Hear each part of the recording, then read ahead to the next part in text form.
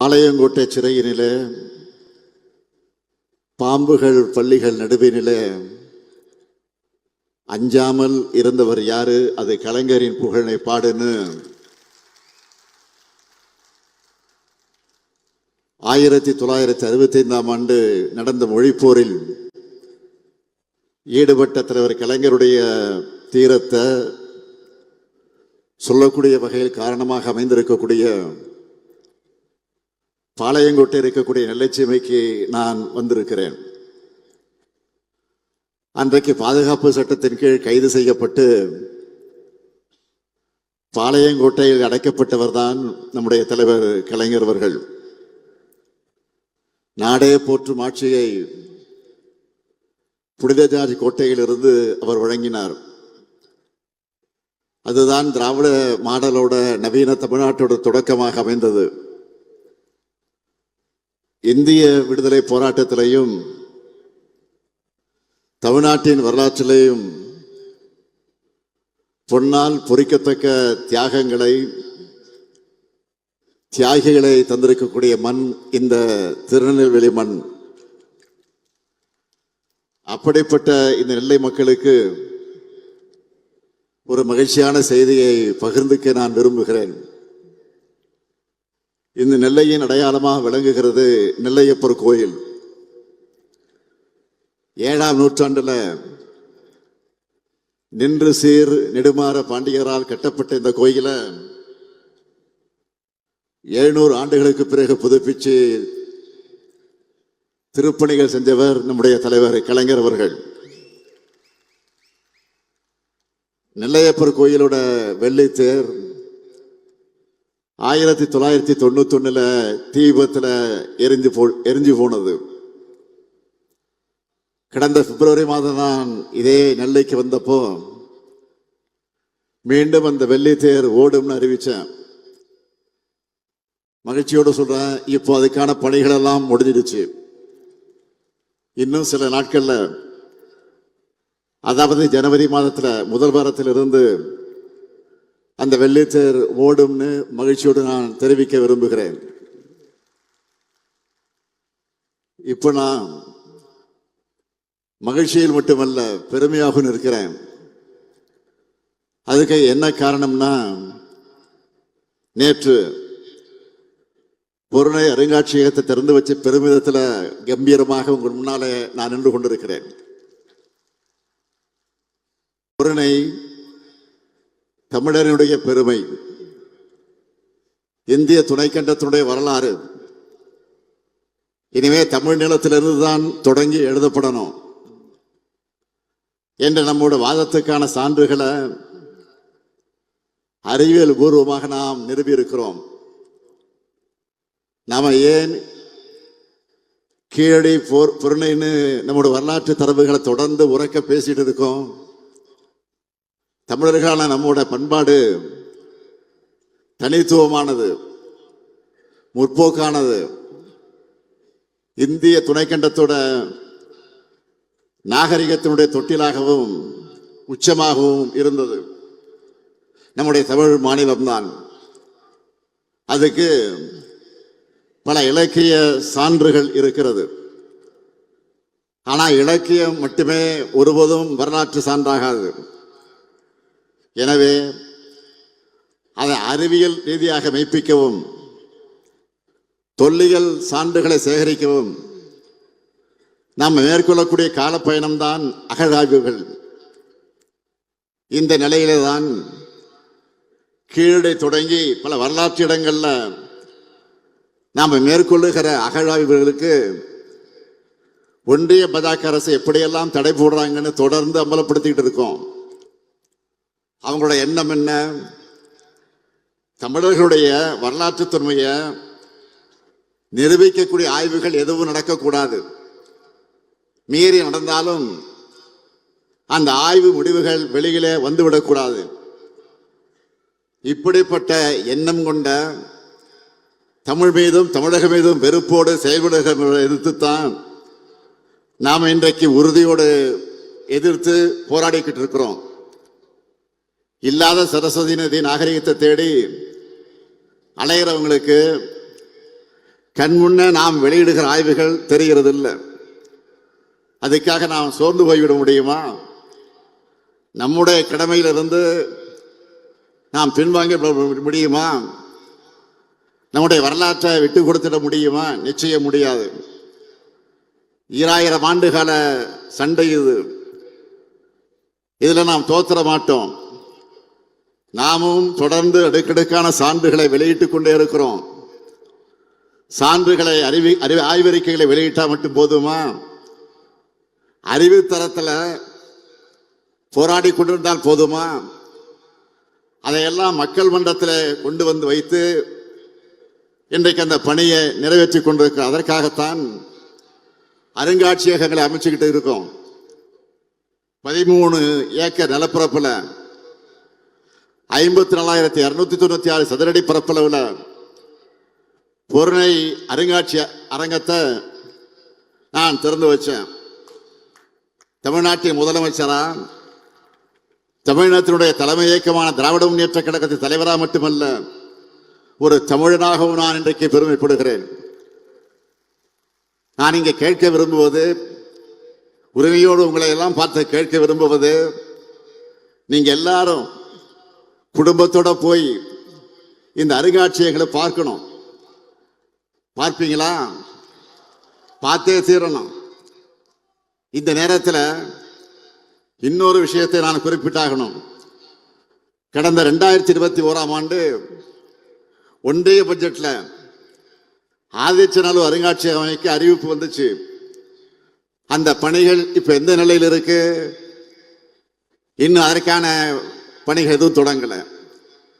ஆனா நாம் ஆட்சி பொறுப்புக்கு வந்த பிறகு தமிழ்நாடு தொழில்துறை சார்பில் சிவகளை உள்ளிட்ட அகழாய்வுகளை மேற்கொண்டு இப்போ உலகமே திரும்பி பார்க்கக்கூடிய அளவுக்கு பொருணை அருங்காட்சியகத்தை உருவாக்கி இருக்கிறோம். அதனால இந்த நேரத்தில் மாண்புமிகு மோடி அவர்களையும், மாண்புமிகு நிதியமைச்சராக இருக்கக்கூடிய திருமிகு நிர்மலா சீதாராமன் அவர்களையும் தமிழ்நாட்டில் கட்டியிருக்கக்கூடிய பொருணை அருங்காட்சியகத்துக்கு, கீழடி அருங்காட்சியகத்துக்கு வந்து பார்க்கணும். இந்த கூட்டத்தின் மூலமாக, இந்த விழாவின் மூலமாக நான் அன்போடு அவர்கள் அழைக்கிறேன். நீங்க வந்து பார்த்தாதான் தமிழருடைய நாகரிகத்தை எந்த அளவுக்கு தொன்மை கொண்டதுன்னு தெரியும். இதை மிகச்சிறப்பாக உருவாக்கி இருக்கக்கூடிய நம்முடைய மாண்புமிகு நிதியமைச்சர் தங்கம் தென்னரசு அவர்களுக்கும், கட்டி எழுப்பியுள்ள மாண்புமிகு அமைச்சர் ஏவா வேலு அவர்களுக்கும், அரசு அளவில் அனைவருக்கும் என்னுடைய பாராட்டுக்களை, வாழ்த்துக்களை நான் தெரிவித்துக் கொள்ள விரும்புகிறேன். அமைச்சர் தங்கம் தென்னரசு அவர்கள் தமிழ் ஆர்வலர், தொல்லியல் ஆய்வாளர், இயற்கையின் காதலர்னு பன்முகம் கொண்டவர். இப்படி தமிழ் மேலையும் தொல்லியல் துறையிலையும் பர்சனலா ஆர்வம் கொண்ட ஒருத்தர் இந்த துறைக்கு அமைச்சராக கிடைத்திருப்பதிலே நான் மிகுந்த மகிழ்ச்சி அடைகிறேன். அதேபோல் தொல்லியல் துறையினுடைய செயலாளராக இருக்கக்கூடிய நிதித்துறையினுடைய செயலாளர் திரு உதயசந்திரன் ஐஏஎஸ் அவர்களும், அவரும் ஒரு தொல்லியல் ஆய்வாளர் தான். தமிழ்நாட்டின் தனிப்பெருமையை உலகம் ஏற்றுக்கொள்ளக்கூடிய வகையில் உயர்த்தி காட்ட வேண்டும் என்று அக்கறை கொண்டவர் உதயசந்திரன் அவர்கள்.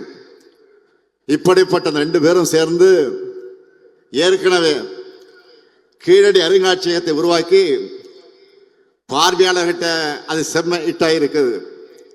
இப்போ பொருணை அருங்காட்சியகத்தை உருவாக்கி தமிழ் சமுதாயத்துக்கு ஒரு மாபெரும் வரலாற்று கடமையை ஆற்றி இருக்காங்க.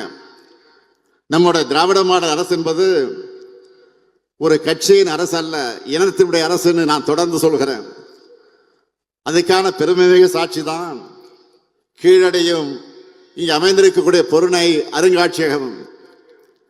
வெளியில நம்ம எதிர்க்கக்கூடியவங்க, விமர்சனம் செய்யக்கூடியவங்க, தமிழனால திமுக தாயா, வேற யாராலையும் இதையெல்லாம் யோசிக்க முடியாதுன்னு மனசுக்குள்ள நிச்சயம் பாராட்டி கொண்டிருப்பாங்க.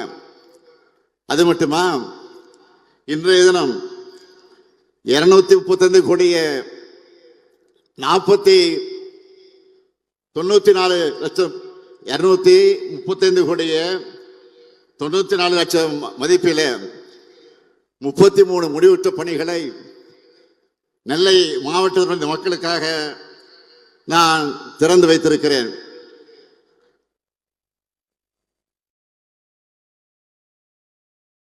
அதில் குறிப்பிட்டு சொல்லணும்னா, நெல்லை பன்னோக்கு மருத்துவமனையில் இதயம், நரம்பு, சிறுநீரகம், கல்லீரல் குறைபாடு அத்தனை பேருக்கு சிகிச்சை வழங்க தேவையான நவீன கட்டமைப்புகளையும் கொண்ட மருத்துவமனை கட்டடம் முக்கியமாக இருக்கிறது. தமிழ் பெருமைக்கு பொருணை மியூசியம், மக்கள் உயிர்காக்க மருத்துவமனை. அப்ப நெல்லை மக்களுடைய அறிவு பசைக்கு என்னன்னு கேட்கிறீங்களா? சென்னையில அண்ணா நூற்றாண்டு நூலகம், மதுரையில கலைஞர் நூற்றாண்டு நூலகம், கோவையில தந்தை பெரியார் நூலகம் மற்றும் அறிவியல் மையம், திருச்சியில பெருந்தலைவர் காமராசர் நூலகம் என்ற வரிசையில நம்ம நெல்லையில கண்ணியத்திற்குரிய காகிதம் இல்லத்தவர்கள் பேரால 100 கோடி ரூபாய் மதிப்பீட்டில் பிரம்மாண்ட நூலகம் அமையவிருக்கு. அதுக்கான அடிக்கலை இன்று நாட்டி இருக்கிறேன். நெல்லையோட அடையாளமா நெல்லையப்பர் கோயில், திருவள்ளூர் இரட்டைப்பாலம், தாமிரபரணி. இந்த வரிசையில இனி பொருணை அருங்காட்சியகமும் மாபெரும் அறிவு திருக்கோயிலா அமைய போற காகிதமில்ல நூலகம் இருக்கும்.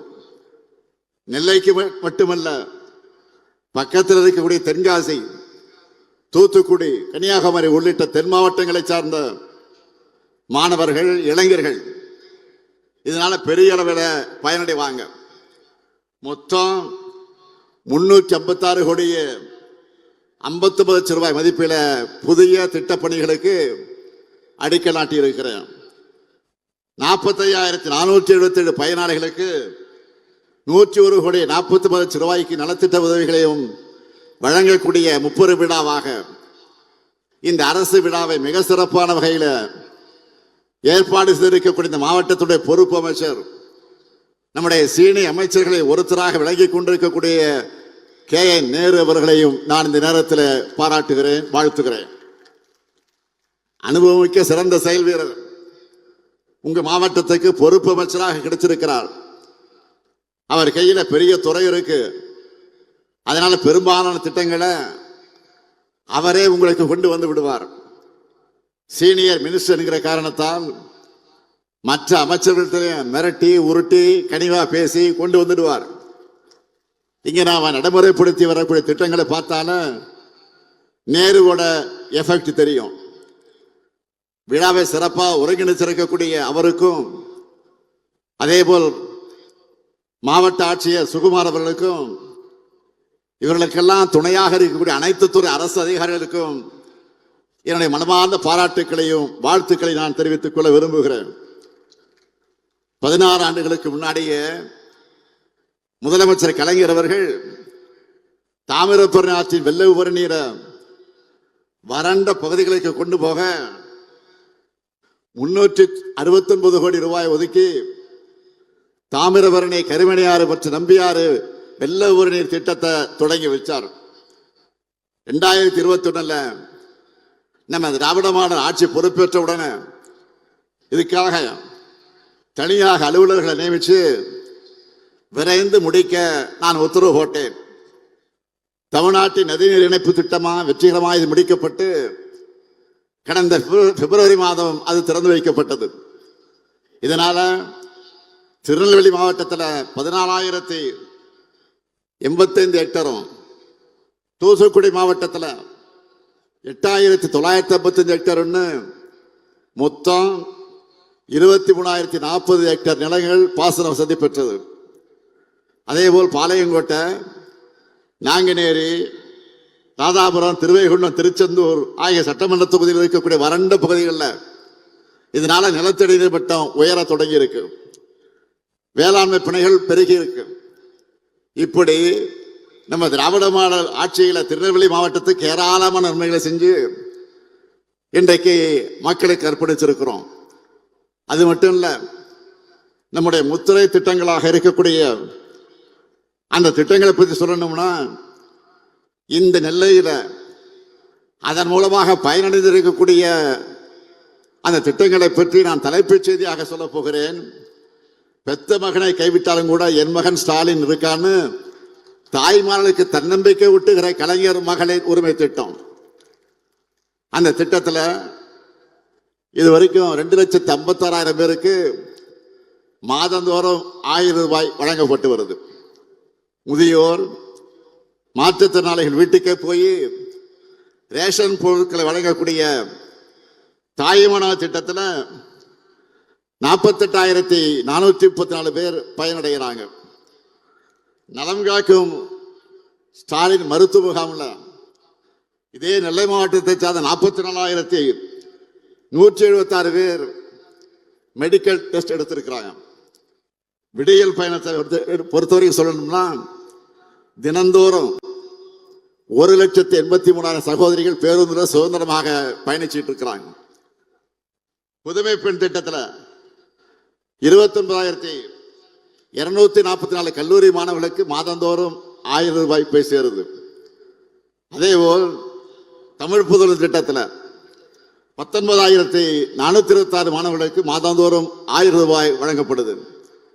விபத்து நடந்தா உயிர் காக்கக்கூடிய சிகிச்சை அந்த செலவை அரசே ஏற்றுக்கிற இன்னுயிர் காக்கும் நம்மை காக்கக்கூடிய 48 திட்டத்தில் 7,556 நபர்களுக்கு சிகிச்சை அளிக்கப்பட்டிருக்கு.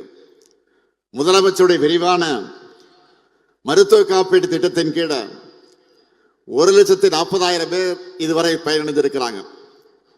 இதுவரை இல்லாத அளவுக்கு 91,227 குடும்பங்களுக்கு வீட்டு மனை பட்டாக்களை வழங்கி இருக்கிறோம். இதெல்லாம் மாநில அரசினுடைய முத்திரை திட்டங்கள். நெல்லைக்குன்னு ஸ்பெஷலா நிறைவேற்றின பணிகள், இப்ப வேலை நடந்துகிட்டு இருக்கக்கூடிய பணிகளை சொல்லவா? மானூர்ல அரசு கலை மற்றும் அறிவியல் கல்லூரி, அம்பாசமுத்திரத்தில் 93 திருக்கோயில்கள் சீரமைப்புடைய பணிகள் ஆகியவற்றை செஞ்சிருக்கிறோம். இது போக பழமையான 1000 ஆண்டு காலம் பழமையான திருக்கோயிலுக்கான திருப்பணிகள் திட்டத்தின் கீழே 33 திருக்கோயில்களை இன்றைக்கு அந்த பணிகளை நடத்திட்டு இருக்கிறோம். 605 கோடி ரூபாய் மதிப்பீட்டில் 6 ஊராட்சி ஒன்றியங்களுக்கான கூட்டு குடிநீர் திட்ட பணிகள், 421 கோடி ரூபாய் மதிப்பில் களக்காடு நகராட்சி மற்றும் 7 பேரூராட்சிக்கான கூட்டு குடிநீர் திட்ட பணிகள், மணிமுத்தாரணை பகுதியில் சாகச சுற்றுலா வசதிகள், பல்லுயிர் பூங்கா உள்ளிட்ட வசதிகளோட சுற்றுச்சூழல் சுற்றுலாத்தல மேம்பாடு,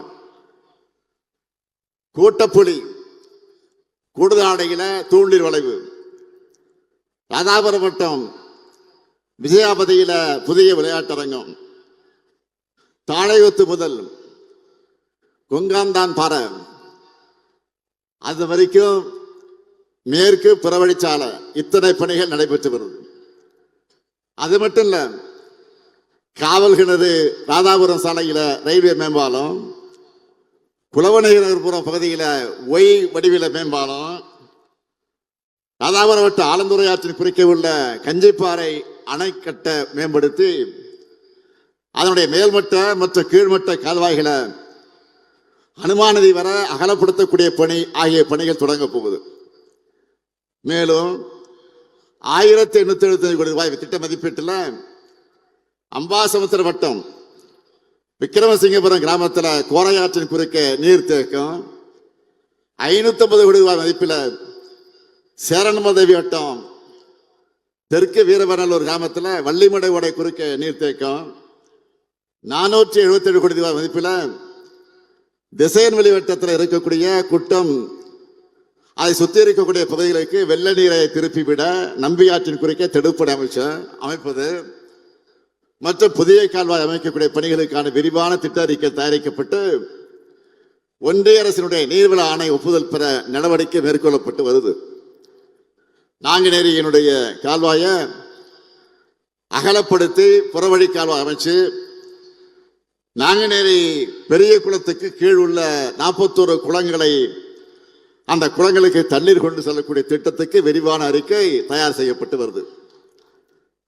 ரொம்ப பெரிய பட்ஜெட்ல செய்யற மெகா திட்டங்களை மட்டும்தான் இப்ப நான் சொல்லி இருக்கிறேன். இன்னும் ஏராளமான திட்டங்கள் இருக்கு, முழுசா சொல்ல நேரம் இல்லை.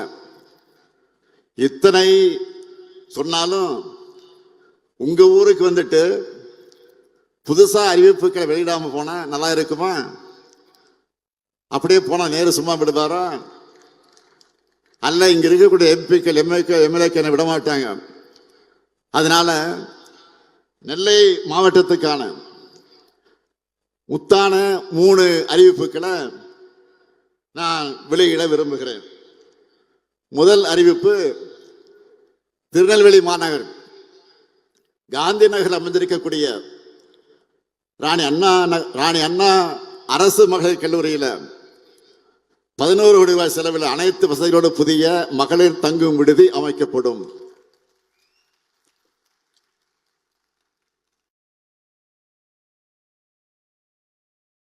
இரண்டாவது அறிவிப்பு, சேரன்மாதேவி வட்டம் முக்கூடல் பாப்பாக்குடி கிராம விவசாயிகள் பயன்பெறக்கூடிய வகையில் காங்கேயன் கால்வாய் மற்றும் வெள்ளோடையை மேம்படுத்தக்கூடிய பணிகள் 4 கோடியே 1 லட்சம் ரூபாய் மதிப்பீட்டில் மேற்கொள்ளப்படும். மூன்றாவது அறிவிப்பு, நாங்குநேரி மற்றும் ராதாபுரம் வட்ட விவசாயிகளுடைய கோரிக்கை ஏற்று 5 கோடி ரூபாய் செலவில் வள்ளியூர் பெரியகுளம் மற்றும் வள்ளியூரான் கால்வாய் ஆகியவை புனரமைக்கப்படும் என்று மகிழ்ச்சியோடு தெரிவிக்கிறேன். இப்படி மக்களுக்கு தேவையானதை பார்த்து பார்த்து செய்து தரக்கூடிய மக்களாட்சியை நாம நடத்திக்கிட்டு இருக்கோம். இதுக்கு அப்படியே நேர்மாறாக மக்கள் விரோத ஆட்சியா ஒன்றிய அரசு இன்றைக்கு நடைபெற்றுக் கொண்டிருக்கு.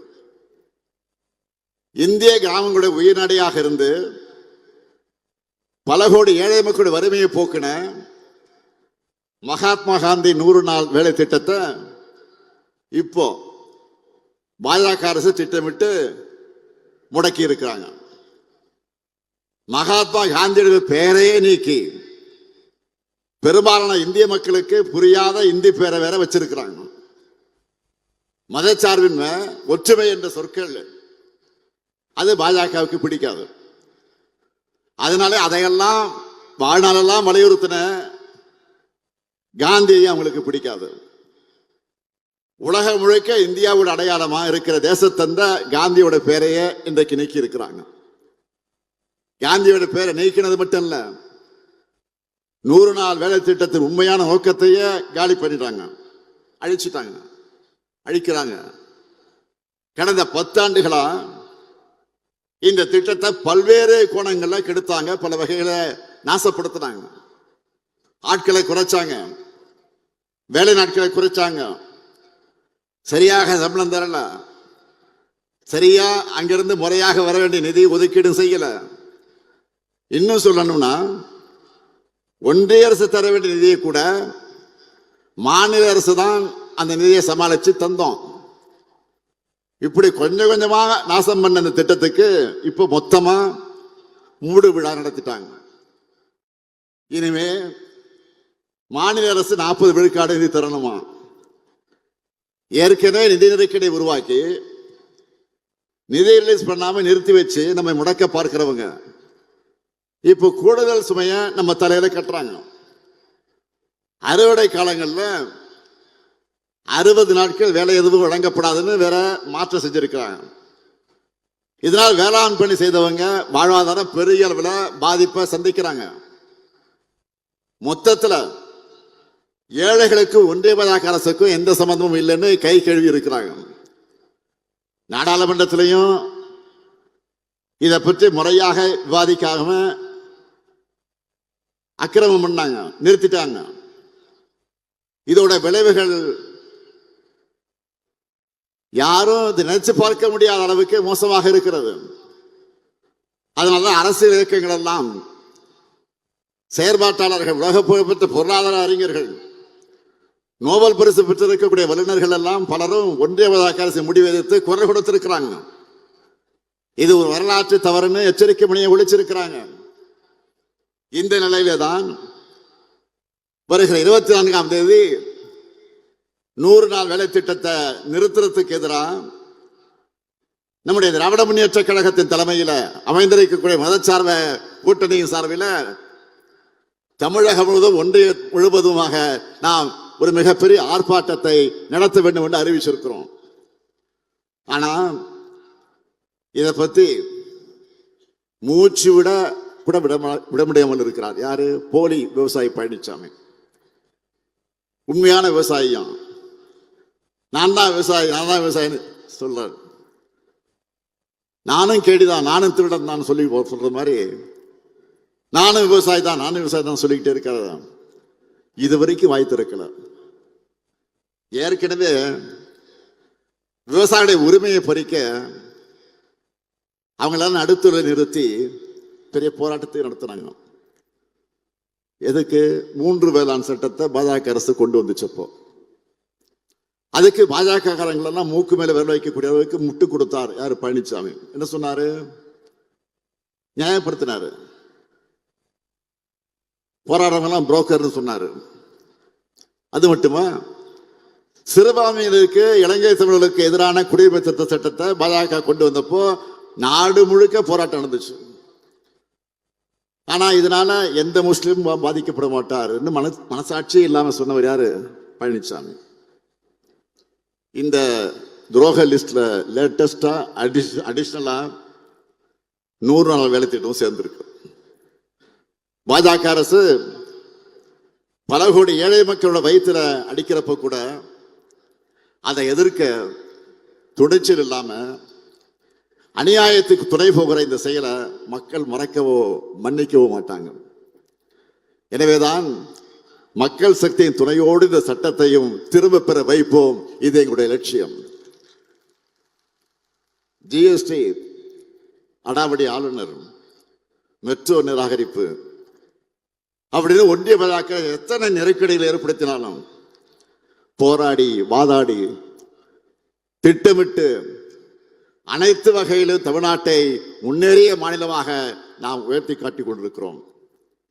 இந்தியாவிலேயே நம்பர் 1 மாநிலம்னு நாம சொல்லல, ஒன்றிய அரசின் அறிக்கையிலேயே அறிவிச்சிருக்கிறாங்க.